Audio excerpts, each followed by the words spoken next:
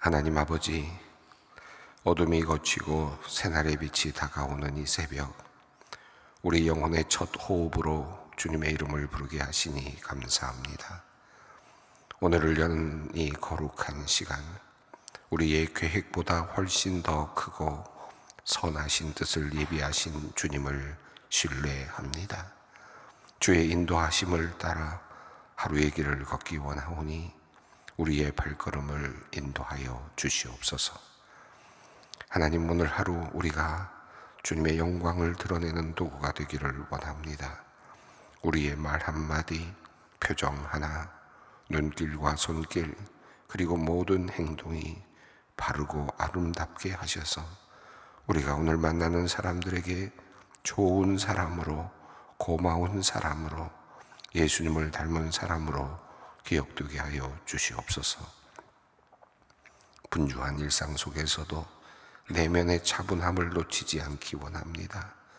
오늘이라는 선물을 허락하신 주님께 감사하며 주님과 동행하며 아름다운 흔적과 자취 그리고 향기를 남기는 우리의 오늘 하루가 되게 하여 주시옵소서.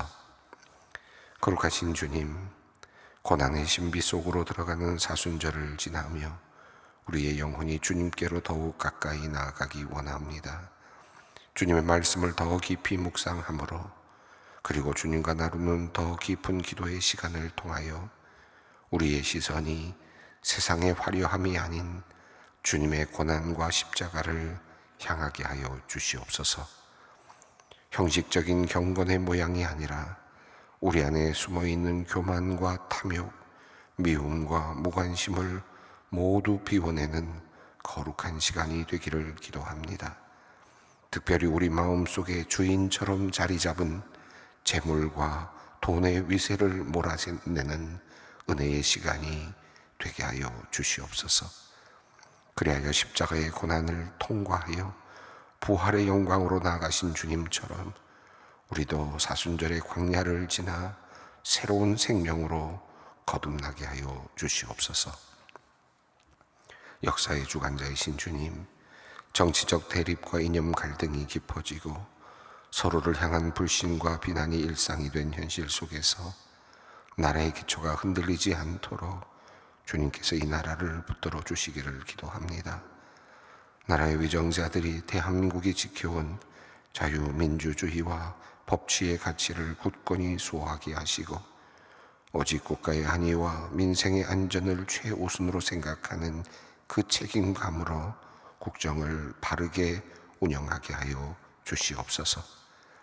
국제 무역 질서의 급변과 관세 장벽, 그리고 고환율과 고물가로 인해 국가 경제가 큰 어려움 가운데 있습니다. 주님, 이 땅 대한민국을 긍휼히 여겨주셔서 성실하게 땀 흘리는 이들의 수고가 헛되지 않게 하여 주시옵소서. 정책을 세우는 이들에게 현실을 직시하는 지혜와 균형 잡힌 판단력을 주셔서 국민의 삶을 지키고 미래의 세대에게 희망을 물려줄 수 있는 귀한 역사가 그들을 통해서 일어나게 하여 주시옵소서. 하나님, 오늘도 각자의 자리에서 수고하며 살아가는 소망 성도들의 삶의 현장을 위하여 기도합니다. 대기업에서 회사를 이끄는 성도들을 주님의 전능하신 손으로 붙들어 주시옵소서. 무거운 책임감으로 회사를 위하여 하나하나 결정을 해야 합니다. 그 판단과 결정에 회사의 미래와 수많은 직원의 생계가 달려 있습니다.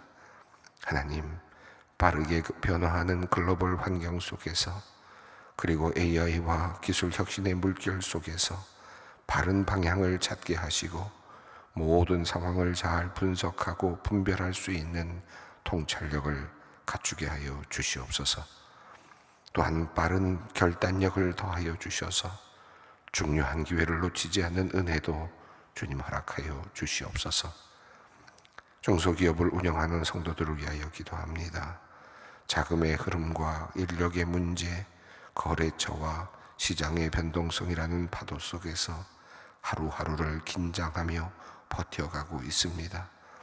이들의 사업체마다 주님의 손길이 함께 하셔서 돌파구를 열어주시고 도울 일을 보내어 주시옵소서. 이들이 정직과 성실로 일할 때 마침내 좋은 열매를 거두게 하여 주시옵소서. 자영업을 하는 성도들을 위하여 기도합니다. 높은 임대료와 인건비로 인해 하루하루가 버거운 시대입니다. 새벽부터 밤늦게까지 땀 흘려 일하는 그들의 수고를 주님께서 기억하여 주시고, 그들의 사업장마다 주님께서 도움의 손길로 함께하여 주시옵소서. 어려운 중에도 감사하며 주님께서 예비하신 축복을 바라보며 오늘도 최선을 다할 수 있도록 새 힘을 공급하여 주시옵소서. 직장에 다니는 성도들을 위하여 기도합니다. 임원으로서 조직을 이끄는 이들에게는 겸손과 더불어 바른 판단력을 주시고 직원들을 존중하고 세워주는 넓은 마음과 지도력을 허락하여 주시옵소서.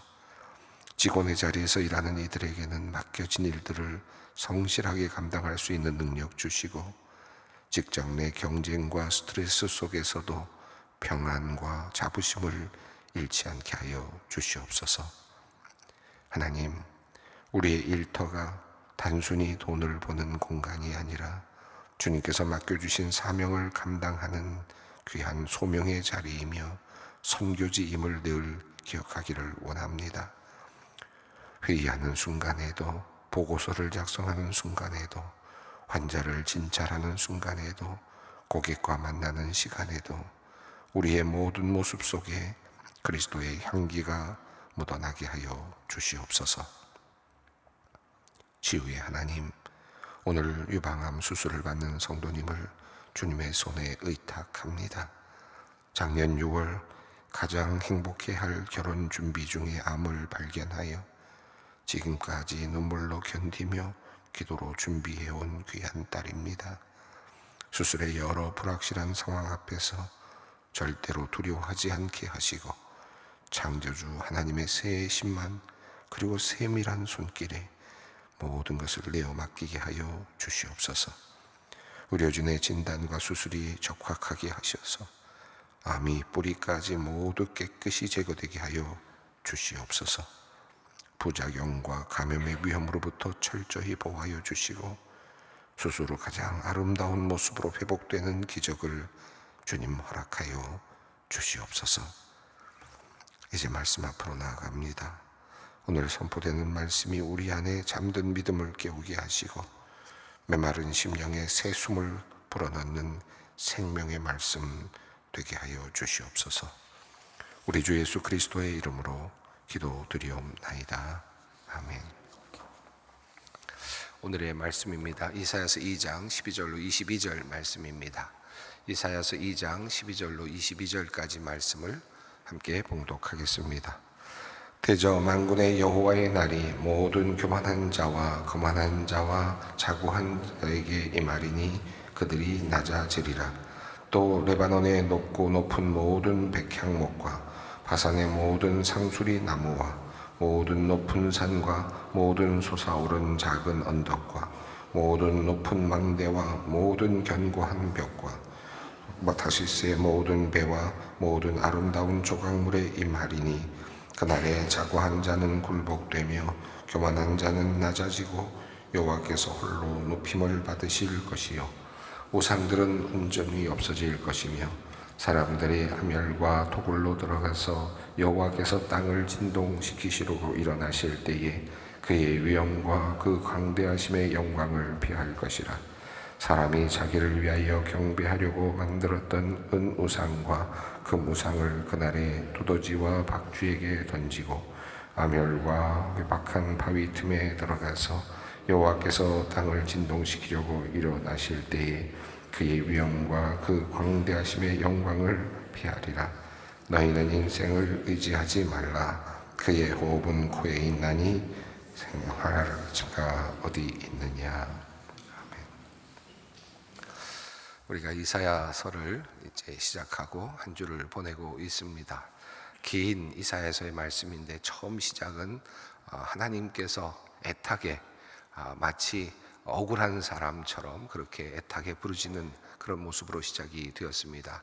하늘이여 땅이여 귀를 기울이라 라고 말씀하시면서 내가 자식을 양육하였거든 그런데 그들이 나를 거역하였다라는, 마치 재판장에서 하나님께서 어떤 재판장에서 증인처럼 그렇게 애타게, 원고처럼 그렇게 애타게 부르짖는 모습으로 이야기가 시작이 되었습니다. 그리고 하나님께서 너희가 어찌하여 매를 더 맞으려고 패역하느냐라는 그런 말씀을 하시죠. 소돔의 관원들아, 그리고 고모라의 백성들아, 너희가 나에게 가져온 무수한 재물이 나에게 무슨 유익이 있겠느냐라고 말씀하시죠. 그리고 너희가 내 마당만 밟을 뿐이다 라고 말씀을 하셨습니다. 왜냐하면 너희의 손에는 피가 가득하기 때문이다 라고 그렇게 말씀을 하셨습니다. 애타게 배반한 이스라엘을 향하여서 애타게 부르짖고 계시는, 그러면서 하시는 말씀이 너희 오라, 우리가 변론하자. 너희 죄가 주홍 같을지라도 눈과 같이 혀질 것이다 라고 하는 말씀을 하셨습니다. 이것이 이 이사야서 1장의 큰 흐름이었죠. 마치 하나님께서는 재판장에 오셔서 다시 한번 뭔가를 말씀하시면서 그 애타는 억울한 사정을, 인간을 향한 억울한 사정을, 그들을 돌보시고 자식을 키운 아버지 어머니의 입장에서 억울한 사정을 마치 온 천하에 공개하듯이 그렇게 말씀하시면서 너희가 다시 돌아와라. 그러면 그리고 나와 함께 좀 이야기 좀 해보자. 함께 변론해보자. 그리고 만약에 너희가 나에게로 다시 돌아오면 너희 모든 죄는 다 용서될 것이다. 깨끗하게 될 것이다 라고 하는 그러한 말씀을 하셨습니다. 이 이사야서 1장은 거대한 이사야서의 큰 서론과 같고 전체를 아우르는 그런 문장과도 같은 내용입니다. 주제문이라고도 할 수 있겠죠.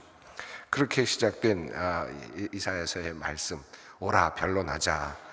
이 변론하자라는 이 말씀은 나에게로 돌아오라고 하는 그런 의미이면서 크게는 또 한편으로는 그 뒤에 이어지는 이사야서의 많은 그 이야기들, 그 이야기를 읽어가면서 그들이 깨우치고 하나님과 마치 변론하듯이 그 이야기를 듣고 다시 생각하게 하는 이 모든 과정이라고도 할 수 있습니다. 그래서 이사야서 1장에 나오는 너희가 변론하자, 와서 우리와 함께 변론하자 라고 하는 이 말씀은 이제 뒤에 이어지는 이사야서 2장 3장 쭉 이어지는 이 말씀을 쭉 하나님과 대화하듯이 읽어 나가고 함께 대화하듯이 해 나가면서 그들이 변화되기를 바라시는, 바뀌어지기를 바라시는 하나님의 마음이 담겨 있다고 할 수 있겠습니다. 2장에서 우리가 하나님께서 다시 그 이사야에게 주신 말씀, 그가 보게 된 환상을 이제 다시 시작을 합니다. 2장에서 이제 이사야가 받은 말씀이다라는 말씀으로 이제 다시 또 새롭게 시작을 했습니다. 그러면서 먼저 하나님께서는 이사야를 통해서 그 마지막 날에 있을 엄청난 놀라운 사건을 먼저 큰 그림을 보여주셨습니다. 만방이 마지막 날에라는 말이 2장 첫 번째 매우 중요한 날이었죠. 말이래라는 말입니다. 마지막 날, 하나님께서 역사하시는 그날, 인간의 역사에 완전히 개입해 들어오시는 바로 그날, 말일입니다. 자, 이 말일에 여호와의 산에 만방이 모여 올라올 것이다. 아주 큰 그림을 그려줍니다. 그 영광의 날, 하나님께서 모든 것을 회복하시는 날, 하나님의 백성들이 여호와의 전 산에 모두 올라갈 것이다. 오라 우리가 그 산에 오르자 라고 하는 아주 멋진 그 큰 그림을 그려줍니다. 그리고 그날에는 칼을 쳐서 보습을 만들고 다시는 전쟁을 연습하지 않는 그날이 올 것이다. 그날에 라고 하는 큰 그림, 그 마지막 날 고통이 없고 그리고 전쟁도 없고 오직 하나님께서 다스리시는 그 여호와의 전이 들어서는 바로 그날, 모든 백성들이 함께 모여서 하나님께 영광을 돌리는 그런 회복의 날, 이 그날을 이야기합니다. 그러면서 큰 그림을 이제 그려주면서 그들이 그곳에 들어오기를 바라는 하나님의 간절한 마음이 나타났죠. 이 빛에 우리가 함께 행하자 야곱아라고 하는 그런 표현이 바로 지난 본문에 있었습니다. 5절 말씀이었죠. 야곱 족속아 오라 우리가 여호와의 빛에 행하자라는 말씀이었습니다. 이 빛에 너희가 함께 들어와서 함께 행하게 된다면 얼마나 좋겠느냐라고 하는 그런 이야기였죠. 큰 이상을 보여줬습니다. 그날에 회복된 그 나라에서 하나님과 함께 하나님의 백성으로서 전쟁을 이제 그치고, 그리고 칼을 쳐서 보습을 만들고 여호와의 전에 올라가서 그렇게 함께 예배할 수 있는 그날, 바로 그 빛으로 야곱의 족속아 함께 들어와라 라고 하는 그런 큰 그림을 그려주고, 그런 하나님의 마음을, 그들을 부르시는 하나님의 마음을 보여주셨습니다. 하지만 6절에서 그러나 사실은 주께서 주의 백성 야곱을 버리셨다라고 하는 현실을 다시 보게 합니다. 큰 미래의 이상, 하나님께서는 지금 어떤 꿈을 꾸고 계시는지를 보여준 이 이사야의 그 환상은 이제 그들의 현실을 다시 보게 만들어 주었죠. 지난주 우리 함께 보았던 말씀입니다. 주께서 주의 백성 야곱을 버리셨음은 6절에서 그렇게 시작이 되었습니다. 그리고 그들은 동방의 풍속을 따랐고 블레셋 사람들과 함께 점을 치고, 그리고 이방인들과 더불어 손을 잡고 언약하고, 그리고 은금이 가득하고 보화가 무한하며 그 땅에 마필이 가득하고 병거가 무수하며 그 땅에 우상도 가득하고, 그리고 그들이 자기 손으로 짓고 자기 손가락으로 많은 것을 경배하고, 이런 내용들을 쭉 말씀을 하십니다. 자, 이제 너희들은 그럼에도 불구하고 이 큰 이상, 하나님께서 지금 만들어 놓고 계시는, 또 계획하고 계시는 그곳에 너희가 지금 들어갈 자격이 없다라고 하는 안타까운 현실을 이야기하고 있습니다. 그날에 만방이 몰려들 때, 만방이 여호와의 전 산 위로 몰려들고, 그리고 전쟁이 그치고 하나님의 날이 임할 때, 그 빛에 행하는 그때 너희가 그곳에 들어가야 되는데 너희들의 현실은 그렇지 못하다라는 것이죠. 너희들은 지금 우상을 만들고, 그리고 점술, 이방인들의 그런 점술이라든지 풍속에 물들어 있고, 그리고 은과 금을 숭상하고, 그리고 마병을 잘하고 인간적인 것들로만 가득한 그런 모습을 보여줍니다. 그러면서 그렇게 말씀하시면서 9절에서, 지난 본문이죠, 2장 9절에서 천한 자도 절하며 귀한 자도 굴복하오니 그들을 용서하지 마옵소서라고 이렇게 표현합니다. 여기서 천한 자도 굴복하고 귀한 자도 굴복한다. 지금 이스라엘 백성들, 야곱의 족속들이 이방 신에게 굴복하고, 그리고 금에게 굴복하고, 재물에게 굴복하고, 그리고 어떤 여러 가지 힘에 굴복하고 있는 모습을 표현합니다. 그것들에게 절하고 있는 모습을 표현합니다. 그들을 그러니 용서하지 마옵소서. 여기 말한 말은 이 구약 성경에서 이 히브리어 용법에서 명령형으로 되어 있지만, 이것은 때로는 이 명령형이 다른 용법으로도 해석이 됩니다. 주께서 그들을 용서하지 않으실 것이다 라고 하는 그런 뜻도 담겨 있습니다. 그러니까 이제 너희들은 지금 하나님께서 용서하지 않으시는 그런 자리에, 용서함을 얻지 못할 자리에까지 너희들은 지금 들어와 있다라는 것입니다. 지금 이 장에서, 이사야 2장에서 큰 그림을 그려줬죠.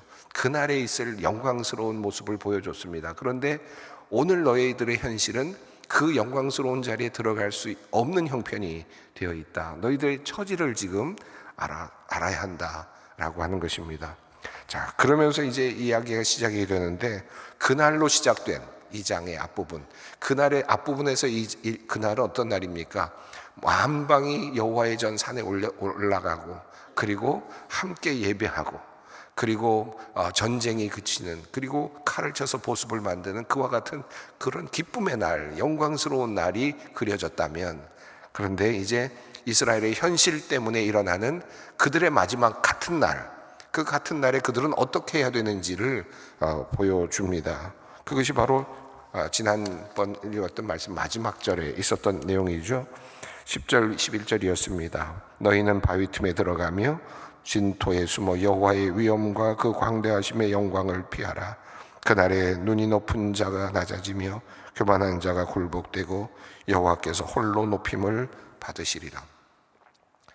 여호와께서 홀로 높임을 받으시고 만방이 그에게로 여호와의 전 산으로 올라오고, 그런 영광의 날, 그날, 그런데 너희들은 지금 이 상황이라면, 이러한 현실이라면 너희들은 그때 그 만방이 올라오는 그때 함께 올라와서 함께 그 빛에 거할 수 있는 상황이 못 될 것이다.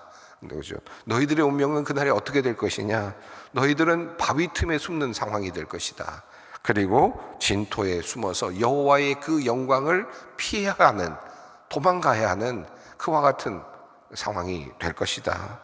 그때 높은 자들은 낮아지고 교만한 자는 굴복된다. 그리고 하나님만이 높임을 받으신다 라고 그렇게 말합니다.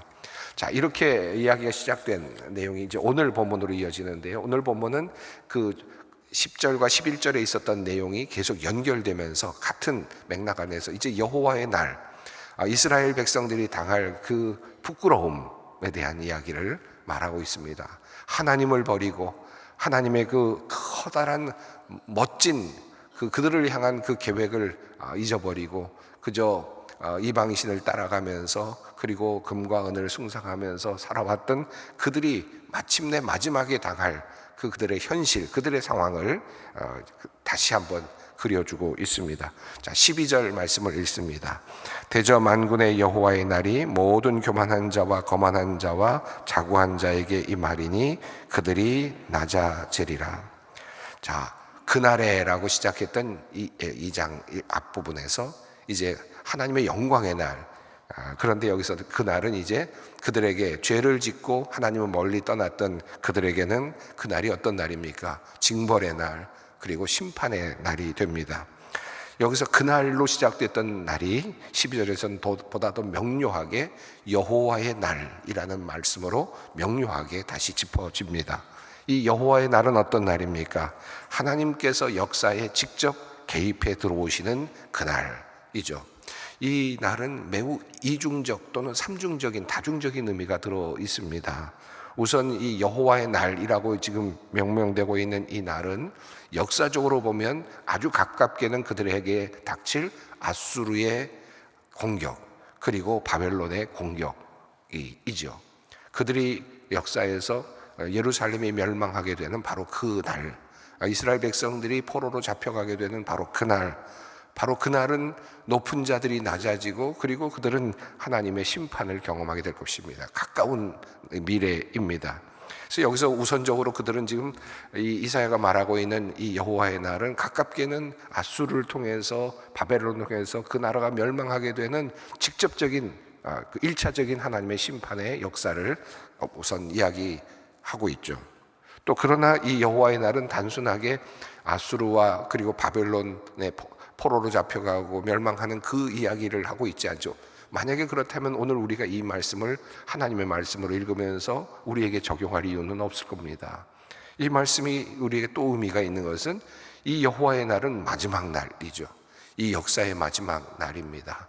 그리고 나의 인생에 있어서 마지막 시간, 그리고 이제 모든 나에게 주어진 시간이 다 소진되고 하나님 앞에 서는 바로 그날, 그 여호와의 날, 그 날이 우리에게 어떻게 다가올 것인가? 만방이 여호와의 전 산 위로 올라가서 함께 예배하는 그 자리에 우리가 그날에 설 것이냐? 아니면 낮아지고 그리고 또 낮아져서 어딘가로 숨어야 되는 그런 존재로 우리가 그날을 맞을 것이냐? 이 양자택일을 주님께서 지금 묻고 계신다고 할 수 있겠습니다. 이 여호와의 날은 그러니까 우리 우주적인 종말의 날이기도 합니다. 그리고 또 한편으로는 우리들의 인생에 있어서 맞닥뜨릴 수 있는, 이 세상에서 맞닥뜨려 줄 수 있는 하나님께서 우리들의 인생에 쳐들어오시는 날일 수도 있습니다. 우리가 이 세상을 살아가면서 교만하게 살다가 그리고 마음대로 살다가 어느 순간에 하나님께서 우리를 쳐들어오시면서 하나님께서 심판하시고 징계하시고 달려들어오시는 그날, 이 역사 속에서 경험할 수 있는 또 그런 날이기도 하죠. 그것이 또 그런 의미에서 여호와께서 나의 삶에 개입해 들어오시는 특별한 날이 되기도 합니다. 이 여호와의 날이라는 개념은 굉장히 다중적인 의미가 있고 우리 말씀을 우리가 오늘 어떻게 받아들이냐에 따라서 이 말씀은 우리에게 굉장히 중요한 의미로, 더욱 강력한 의미로 다가오게 됩니다. 자, 대저 여호와의 날, 교만한 자, 거만한 자, 자고한 자에게 그날이 임할 것이다. 그날이 임할 것이다. 우리가 살아가고 있는 이 현상, 우리들의 이 현세 속에서도 임할 수 있고요. 우리들의 마지막 날일 수도 있고요, 역사의 종말일 수도 있습니다. 자, 이스라엘 백성들은 아수르 그리고 바벨론의 그 공격으로부터 그 경험을 하기도 했었습니다. 자, 그날은 어떤 날입니까? 13절부터 읽습니다. 13절 읽습니다. 또 레바논의 높고 높은 모든 백향목과 바산의 모든 상수리 나무와, 또 14절입니다. 모든 높은 산과 모든 솟아오른 작은 언덕과, 15절입니다. 모든 높은 망대와 모든 견고한 성벽과. 자, 높은 것들, 교만한 것들은 다 낮아진다라고 말하면서 우선 레바논의 높고 높은 백향목, 바산의 모든 상수리 나무, 이것들을 먼저 거명합니다. 자, 이 백향목과 상수리 나무는 어떤 것입니까? 높이 솟아오르는 큰 나무를 의미하죠. 이 나무들은 아주 귀한 재료입니다. 특별히 왕궁 그리고 성전을 짓는데 사용되었던 영광스러운 재료, 제목들입니다.